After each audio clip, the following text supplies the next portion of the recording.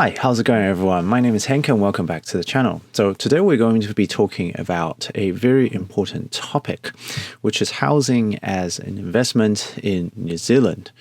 So it's no surprise that lots of people have invested in housing in New Zealand, and you might have friends or family or know someone that has made tons of money from buying, selling, or flipping properties. Now, you might have also wondered, is housing better than investing in the share market, such as the US market or the New Zealand share market? Or maybe is it better than your average Kiwi saver? I'm going to be answering all that today, but I'll tell you the answer first. Yes, housing is better than all other forms of investment. At least it's been true for the past 20 years. So you can stop watching the video if that's all you wanted to know, and you can start looking for a new house to buy. If you're interested in knowing why that's the case, then keep on watching. Recently, the Reserve Bank of New Zealand have released two articles in June, one titled Housing as an Investment Asset in New Zealand, and the other one called The New Zealand Housing Market in the International Context. So these two articles offer valuable insight into how much Kiwis put their investment into housing and the benefits of doing that. First of all, let's look at how much people are actually putting into housing. The total value of land and housing in New Zealand is valued at $1.5 trillion, and that's close to 5 times the annual GDP of the entire country. This figure has grown from around 2 times the annual GDP back in the early 2000s to almost 5 times today. Now, this value is also more than 7 times the value of all the companies added together on the New Zealand exchange. The Reserve Bank has also estimated that on average, a New Zealand household has 57% of their assets in housing and land value, with 30% in stocks and bonds, 8% in currency and deposit, and 5% in insurance and retirement funds. This unsurprisingly makes housing the biggest and quite often the only investment that a typical household invests in, whether it be to use as an investment property or just an owner-occupier. Like I quite often say, there is a distinct lack of alternative investment options in New Zealand if you are not interested in housing. So this figure shows a comparison of housing and listed equities as a multiple of GDP for the country. So the listed equities accounts for the domestic companies listed on the New Zealand exchange. As you can see, the listed equities in New Zealand are extremely insignificant when compared to the housing market in New Zealand, which further adds to the fact that everyone and their dogs are pouring money into the housing market. The main country that bucks this trend is the US, where their listed equities, i.e. their publicly traded companies, account for more than their housing market. Now, this gives people greater incentive to put money into company stocks rather than just stockpiling into housing. So how does investment in housing compare with other investments such as global equities, bonds, and even New Zealand stocks and KiwiSaver? So this table shows the average return of different investments over the past 20 years from 2000 to 2020. Now, global equities returned an average of 8.5% per year, with global bonds at around 7.4% per year. The New Zealand Stock Exchange lagged behind at around 5.9% per year, while KiwiSaver Growth Fund is at around the same at 6.3% per year. The New Zealand housing return is the highest compared to all other investment types at 10.9% per year over the past 20 years. Now, this shows that investing in housing has been the best investment for an average household for pretty much the past 20 years. So what exactly is the house price growth in New Zealand compared with other developed countries such as the US, UK, Canada, and other European countries? This graph shows the growth in housing price since the housing crash back in 2008.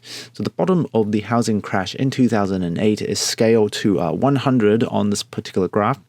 And as we can see, the New Zealand house price, which is denoted by this red line here, has grown significantly more than the other developed countries in the past 10 years to almost 2.5 times the price at 2008. So this is significantly more growth than the other countries, where none of them even reach the house price by 2 times. So how about renting then? Now, if it's too expensive to buy a house, people can just rent, right? So this graph shows the price to rent ratio for the past 30 years again, with the baseline of 100 being the housing crash back in 2008. So rent in New Zealand, denoted by the red line once again, has grown to almost twice the price of what it was back in 2008. But it's still less than the growth of house prices in New Zealand, even though both follows a similar trend. The growth in rent in New Zealand is once again more than any of the other comparison countries, which showed that the growth in house prices and growth in rent has pretty much gone hand in hand. So people are really put into a no-win situation. So this graph shows the price-to-income ratio. The price-to-income ratio shows the ratio of house prices to your median income. And once again, New Zealand has the highest housing prices relative to income when compared with the other countries in the study. So increases in housing price is usually a reflection of a growing population. Now, New Zealand has one of the highest growth rates in population for developed countries. As we can see from this chart, New Zealand has an increase in population from 2008 to 2020 of almost 20%. Now, this comes in combination with one of the largest fall in mortgage rate over the past 15 years from 2008 to 2021, where it has fallen by around 500 basis points. Now, this combination of the two contributed to more than a 100% increase in housing prices since 2008. Not only that, if we take a further look at the construction costs for building new residential homes, we can see an even more bleak picture. This chart shows that the construction cost in New Zealand has once again grown more than other countries in the study since 2008 because of the relative lack of options of suppliers and the inability to achieve a large enough scale to reduce the cost of construction. So basically, we have a higher demand for housing and a higher construction cost. But here comes the real kicker. There's even more reason as to why everyone is invested into housing. So in New Zealand, there's significant more favorable tax benefits if you invest in housing when compared to investing in any other types of investments. This figure shows the effective tax rates on different investments, including money inside a bank account, investing in foreign shares, and using the retirement fund, and also housing. Now, as you can see, if you have money in a bank account or a foreign investment or a retirement fund, you are subjected to over 50% in taxes in terms of effective tax rate. Whereas if you invest in housing, you are taxed at around 30%, which is around 40% less than any other types of investment. If you are an owner-occupier, you are effectively paying a tiny 11% in taxes. Now, this is only around 1/5 of what people pay in taxes if they have an overseas investment account.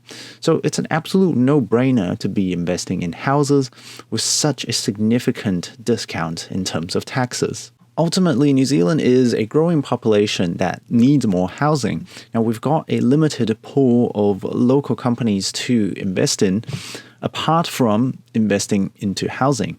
Now, we've got a decreasing mortgage rate over the past 10 years before the last year that basically encourage people to take out loans to buy more housing. And on top of all of that, there is a very favorable tax rate for people that invest in housing. So it's not a stretch to say that in New Zealand, at least for the past 20 years, you can literally put all your eggs in the housing basket and still come up on top. Now, will this continue? Who knows? Past results do not indicate future success. Now, recently, the house prices have been dropping, but there's no real indication of how long that is going to last. But this is why houses have been expensive for at least the past 20 years. Thanks for watching.